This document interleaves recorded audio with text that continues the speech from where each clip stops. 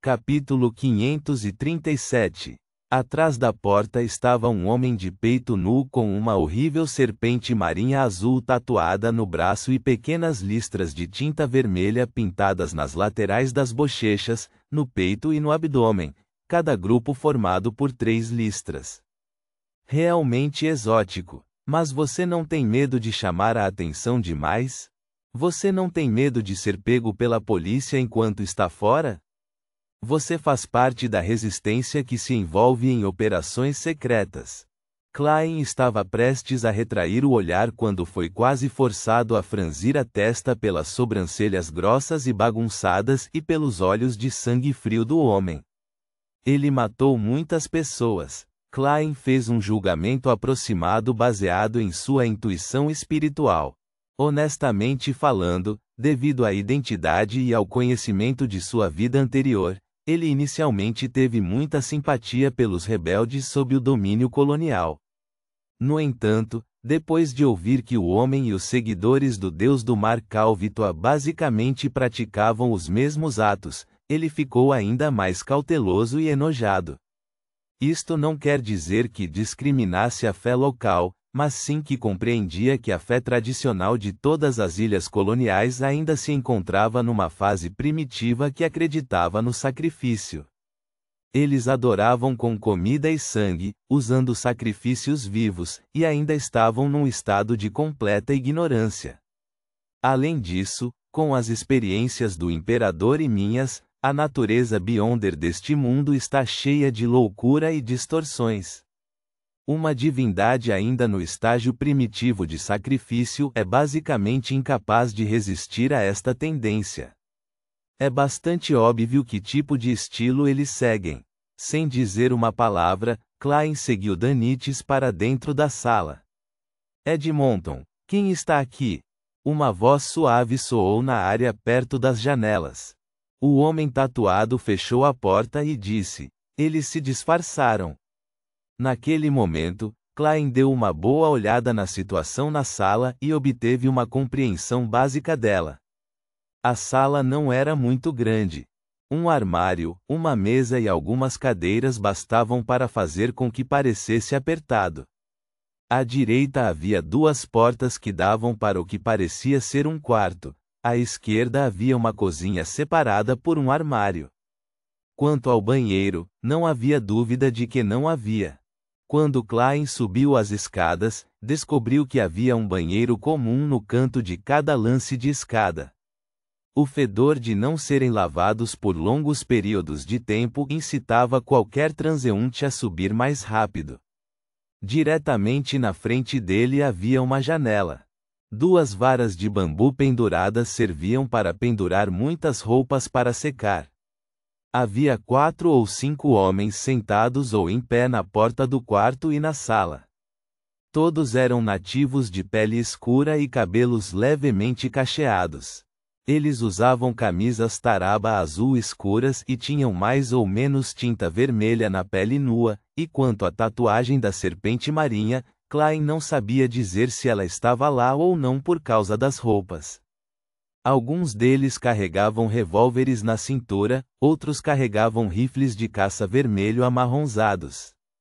Alguns até carregavam mochilas de aço cinza e longos e grossos rifles a vapor de alta pressão. Eles formaram um semicírculo em torno de Danites e Klein, que acabavam de entrar na sala. A pessoa que falou era um homem em cadeira de rodas, na casa dos 40 anos. Ele usava uma jaqueta e tinha um cobertor sobre os joelhos. Ele tinha a cabeça raspada, uma barba levemente verde em ambos os lados do rosto e seus olhos castanhos escuros eram calmos e controlados. Ele olhou para o visitante e sorriu lentamente. Blazing. Danites ficou atordoado por um momento antes de forçar uma risada. "Cala-te, você tem um bom olho."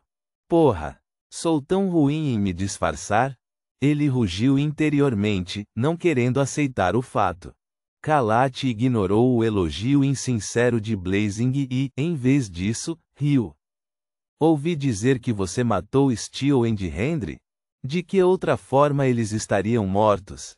Danites respondeu sem hesitação. Kalate estreitou os olhos, lentamente desviando o olhar para Klein, que tinha um rosto inexpressivo. Ele sabia muito bem que Blazing Danites sozinho teria dificuldade em matar Hendry, Amoreiras de sangue, muito menos Steel Mavet. Havia rumores de que seu sucesso se devia à ajuda de um poderoso aventureiro, um experiente caçador de recompensas. É a pessoa ao lado dele? Quando olhou nos olhos de Klein, não viu nenhum nervosismo, preocupação ou vigilância. Aqueles olhos eram como um oceano profundo. Poderia muito bem ser. No mínimo, ele é mais forte que Blazing. Ele sinalizou para Edmonton e os outros com os olhos, informando-os secretamente para ficarem em guarda. O que você está fazendo aqui? Kalate não prosseguiu no assunto. Danites subconscientemente olhou para Klein e, depois de ver seu aceno de afirmação, respondeu: quero ver que coisas boas você tem a oferecer. Kalate apontou para uma mesa e disse: está tudo colocado lá. Havia muitos itens estranhos e diferentes dispostos, incluindo um apito feito de osso, uma gaita de fole simples e tosca, uma folha preta como ferro e uma pedra manchada de sangue. Sem esperar que Klein e Danites examinassem os itens, Kalate bateu palmas e disse: tenho uma missão. Se você conseguir completá-la, poderá escolher livremente um item destes sem nenhum custo adicional. Ele riu e acrescentou: pela definição de vocês, estrangeiros, eles não são objetos místicos, mas todos têm algum poder sobrenatural, mas ele irá lentamente, sim, enfraquecer lentamente até desaparecer. Que missão? Klein perguntou calmamente, sem intenção de esconder o fato de que Danites era apenas um seguidor. Ele enfiou a mão no cobertor que se estendia até os joelhos e tirou uma pilha de papel branco. Descubra onde eles estão. Se você conseguir pegá-los diretamente, você conseguirá ainda mais. Ele ergueu os braços e começou a exibir retratos realistas, incluindo uma mulher com olhos cinza esverdeados vestida com camisa de homem. Letícia Dolera. Klein reconheceu de relance quem a resistência estava procurando. Era a arqueóloga e aventureira que ele viu na noite anterior e com quem embarcou no mesmo navio esta manhã. Ela era suspeita de ser membro da Ordem Ascética de Moisés ou do Elemento do Amanhecer. Danites olhou atentamente por 2 segundos e achou a imagem vagamente familiar. De repente, ele se lembrou de onde a tinha visto antes.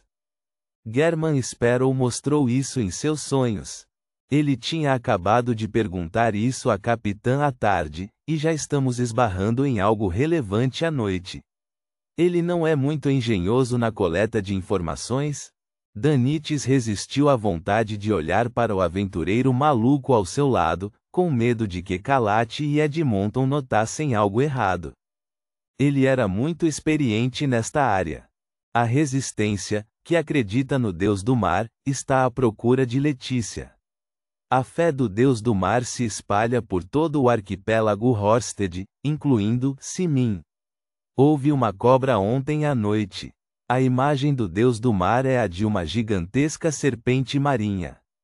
Klein sobrepôs as duas questões e rapidamente chegou a uma conclusão preliminar.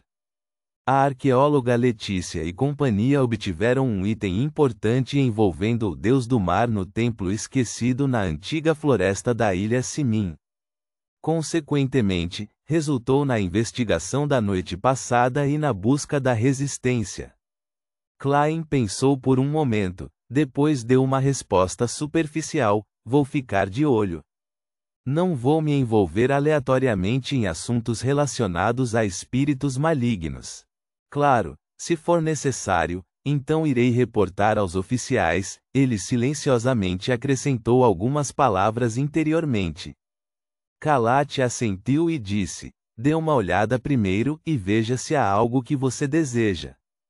Klein se aproximou e estava prestes a perguntar enquanto fazia sua seleção quando de repente sentiu algo e inconscientemente olhou para o lado direito da pilha de itens. Havia uma espada curta feita de ossos finos. Era um pouco mais longa que um antebraço e tinha um corpo branco leitoso. Havia algumas listras profundas vermelhas escuras nele. Isso pode desencadear minha percepção espiritual. Klein estendeu a mão direita na tentativa de pegar a espada de osso afiada, que estava colocada bem na frente, para examiná-la cuidadosamente. No momento em que seus dedos tocaram a espada de osso, gritos de desespero e dor ecoaram de repente em sua mente. Um cheiro forte de sangue apareceu levemente na ponta de seu nariz, e ele pareceu ver muitas figuras ilusórias distorcidas e podres que estavam cobertas de muco. A testa de Klein doeu, como se ele tivesse sido perfurado por uma agulha, e ele inconscientemente retraiu o dedo. Um pouco sinistro. Não é um item simples. Klein, que já havia experimentado coisas muito mais intensas antes, apenas mostrou uma ligeira mudança na expressão. Ele resistiu ao impulso de ativar sua visão espiritual, com medo de ver algo que não deveria. Percebendo isso, Kalat trocou olhares com Edmonton e disse com um sorriso: "Esta espada de osso é capaz de drenar o sangue de um inimigo. Não é ruim. Você quer?" Um pouco proativo. Klein franziu a testa, relaxou as sobrancelhas imediatamente e então disse em voz profunda: Não há nada que eu queira aqui." Se Kalat não tivesse perguntado, estava até planejando comprar a espada de osso e pesquisá-la acima da névoa cinza. Porém, o fato de o homem ter explicado o deixou vigilante. Assim, ele abandonou racionalmente seus planos originais. Kalat cruzou as mãos e disse: "Não é nada caro. Ou você gostaria de ver outra coisa?" "Não há necessidade." As pupilas de Klein encolheram repentinamente quando ele se virou e caminhou direto em direção à porta. Danites hesitou por um momento antes de correr atrás dele. Edmonton, que tinha uma tatuagem de serpente marinha no braço, observou em silêncio. Parecia que ele iria alcançá-los e detê-los a qualquer momento, mas no final, não fez nada. Eles foram os poderosos aventureiros que mataram Steel Mavet e Hendry. Assim que saiu da sala, Klein desceu as escadas sem dizer uma palavra. Danites correu atrás dele, alarmado. Com base na sua opinião sobre a situação, ele não perguntou sobre a situação e apenas a seguiu. Os dois retornaram rapidamente à praça, e a multidão que se reuniu mais uma vez para se ajoelhar ou se prostrar se dispersou mais uma vez. Mas, diferentemente de antes, havia um homem que ainda permanecia ajoelhado no chão, imóvel. Klein nem sequer olhou para ele enquanto passava sem parar. No entanto, Danites deu uma olhada subconsciente, apenas para descobrir que o rosto do homem estava tão seco quanto uma rocha desgastada. Puff! Um pedaço de carne da bochecha do homem caiu no chão, era um pedaço de pele acinzentada com pelos faciais presos a ele. Ele parecia ter perdido toda a umidade de seu corpo. Danites se assustou e não se atreveu a olhar novamente, sentindo que as coisas haviam se tornado estranhas e perigosas em algum momento. Os dois passaram pelos becos, saíram da cidade e embarcaram em uma carruagem alugada. O cocheiro era obviamente um nativo, com cerca de 40 anos, e sua risada era muito agradável. Mas ao longo do caminho ele não disse uma palavra. Estava tão quieto que Danites sentiu como se seu coração estivesse batendo como um tambor. Klein franziu os lábios e permaneceu em silêncio. A carruagem alugada chegou rapidamente à área do cais. Para mudar de roupa, Danites fez com que ela parasse longe da rua Limão Ácido. Depois de descer da carruagem, Klein não pagou a passagem nem parou. Ele imediatamente deu passos largos e saiu, deixando Danites atordoado. Ele jogou 2 soles para o motorista da carruagem e perseguiu apressadamente German Sparrow. Depois de alguns passos, ele olhou para trás e viu o motorista ajoelhado com o rosto cheio de zelo e devoção. Ele se inclinou e beijou o chão onde Klein havia pisado. Ponto.